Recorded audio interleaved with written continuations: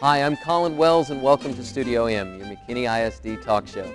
We're a little bit global today as we focus some attention on Germany and Africa, but that's what we aim to be in McKinney ISD, a global community. But we're also virtual because today on the show, we'll check out a classroom at Slaughter Elementary that is motivating students through the innovative use of video gaming and avatars. Next, we'll honor the Deutschland within our district as MHS and North instructors promote their German programs. And we'll shift our awareness to Africa as Void Interact Club members open our eyes to the Invisible Children movement. We'll feature all that and a McKinney ISD lookalike coming up next on Studio M.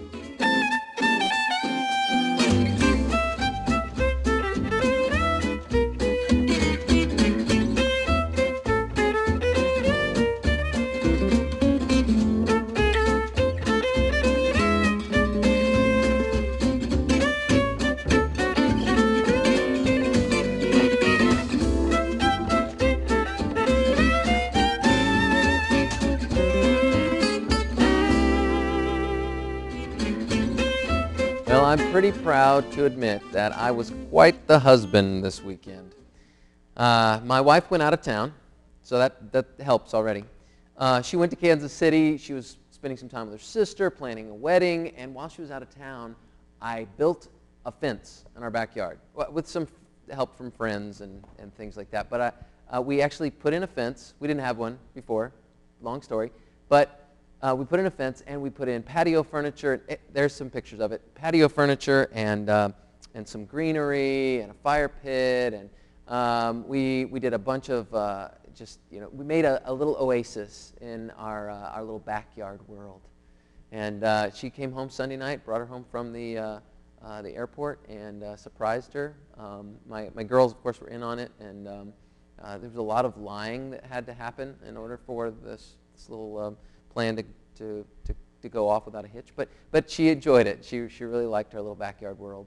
Well, here's a news flash about our world that we live in, a world where technology surrounds us. Okay, well, that's not really a news flash, but our fingertips constantly tap away on smartphones or iPads in the world we live in now. Our minds frequently process mobile entertainment, education, communication, at home, in public, at school, especially in Joli Brock's second grade classroom at Slaughter Elementary, where students engage in XBROX 360, a project connecting gaming determination to educational perseverance. Joli and two of her students, Jake Williford and Raina Sears, join us now with a scoop on their innovative classroom. Come on in. Ms. Brock, how are you? Good, well, thanks. Welcome. Is it Raina, is that right? Did I say it right? Raina. Awesome. And Jake? Nice to meet you, Jake. Thanks so much for coming, guys. Well, we have a video, right? We have a trailer of what you've been doing in your classroom. Let's start with that. Okay. How's that sound?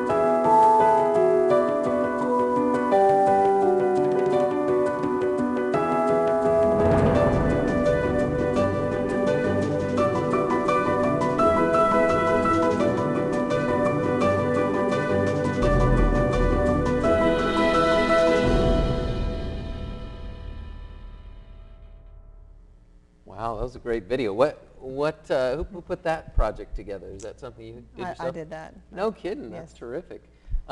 Ms. Brock, you've been teaching for 15 years. Yes. And you've been at Slaughter now for? Since 2003. Oh, terrific. That's great. You are your second grade teacher. Yes. And these two are in your class this year? Yes, they are. They're Brock stars. That's awesome. They're Brock stars. Nice. How does it feel to be a Brock star, guys? Good. Good? You're glad that you have Miss Brock this year? Video game. Oh, you like the video Yeah. games? Love them. That's terrific. Now, what else do you get to do, or what else do you like to do besides being in Miss Brock's class? Like in your free time? Ride my bike. It's the best. And play with my stuffed animals. Love them. Cool. My favorite is reading books and getting to talk to actual authors who publish books, and This is stuff you get to do in the classroom, right? And at home. and green screening. That is gonna be my favorite. It hasn't happened yet, but I think when it does, it's gonna be so awesome. That's really cool. That's great. So this sounds to me like what you've themed your classroom for this year is more than just a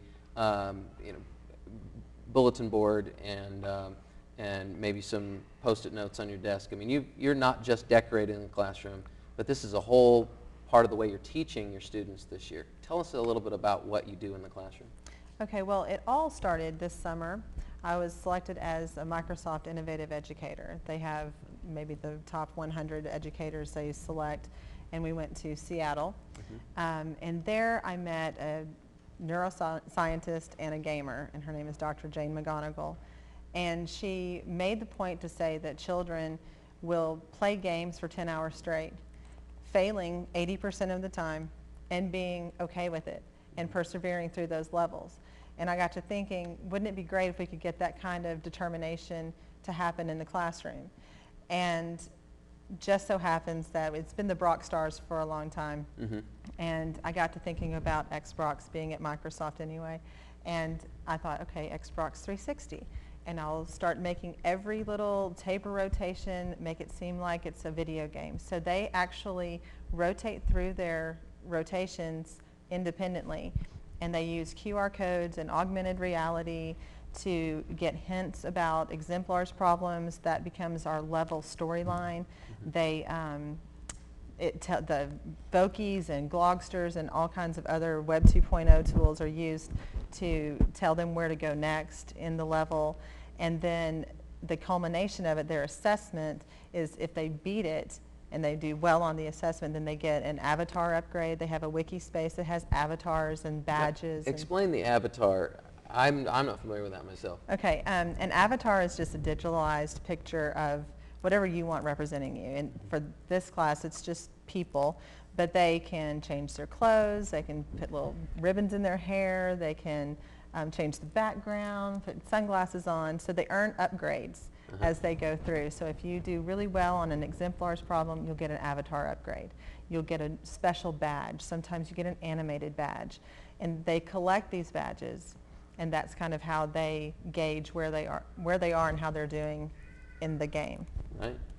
That's great. And so you apply this to math, science, Reading, writing, math, science, they're always playing a game. Even when we're walking down the hallway, we are on a thin strip of property, and there's like a fire pit on this side and a cliff on this side, and you have to walk straight down the hall.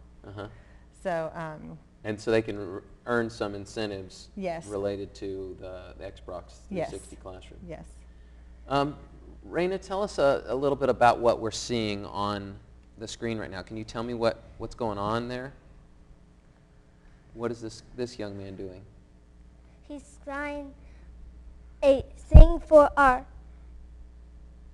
we have like tests, and those are clues we have around the room for our test. So we can try and figure it out, and we get rewards when we finish it. We get it for a week, and then other people do it. Were they doing some math at that point, you think? That was during the math lesson? That's math. Cool. They always do it after they do a rotation. They go there, get one, and then they go to the next station. What kind of technology do you have in the classroom? I mean, some of this is vocabulary that you've implemented, and then some of it is like they're literally experiencing a virtual world. Sure. We're using QR codes, and right there on the screen, that's an augmented reality code. You can put an image, a 3D image, you can put a website on that, and it's just to take the kids to some Web 2.0 tool.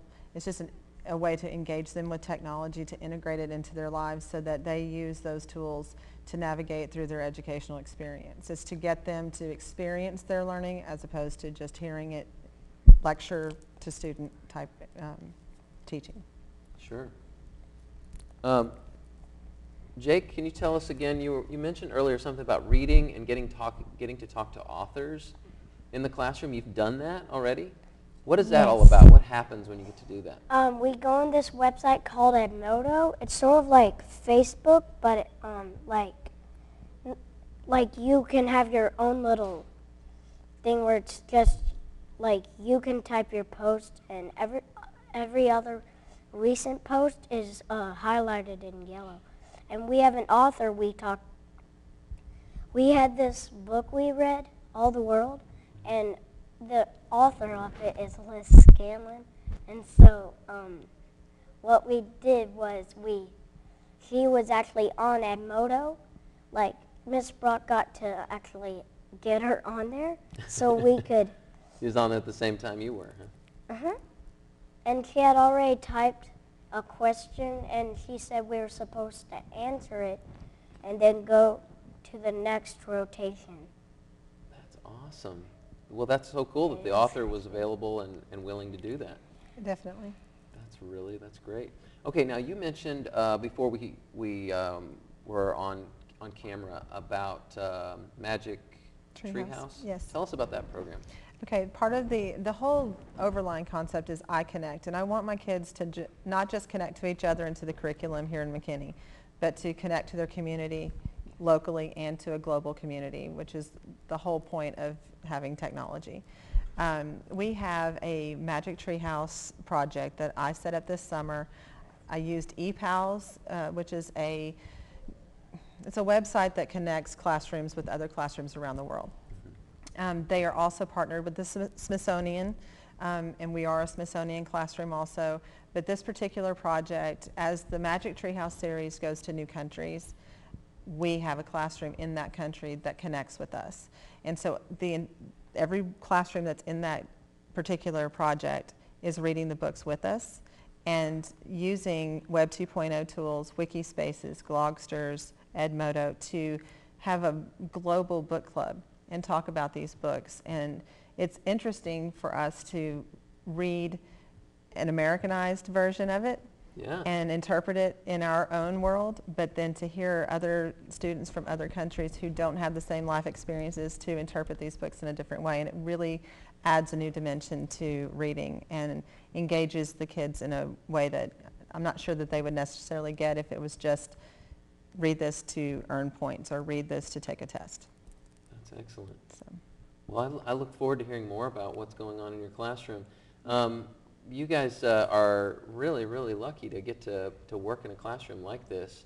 And it's great that Ms. Brock knows so much about how to integrate technology. Did you guys know about a lot of these things before you walked into her classroom? Did you already play Xbox, for instance? I've never played an Xbox. Not played an Xbox before? And had you been on Edmodo before? No. No, we haven't even heard of it before. I've never What heard about of the it. ePals website? Nah. So I'm kind of like a second grader, I guess, because I hadn't done any of those things either. That's awesome, though, that you guys got to do that. Well, it's very nice to meet you, Jake and Raina and Miss Brock. I've Thank known you. him for first grade. Through first grade, we were in the same class. So you knew each other, but you didn't Yeah. really know about what you were going to learn in the classroom. No, not When we went in there on the first day of school, when we went to meet our teacher, she told us what stuff for to do and some field trips that I can't Virtual wait. field Yeah, virtual field trips that you're going to go on through the computer. One to the zoo. That's awesome. Well, thanks again, guys, for being here. I'm really, really excited about what's happening in your classroom. Have a wonderful second grade. Thank you.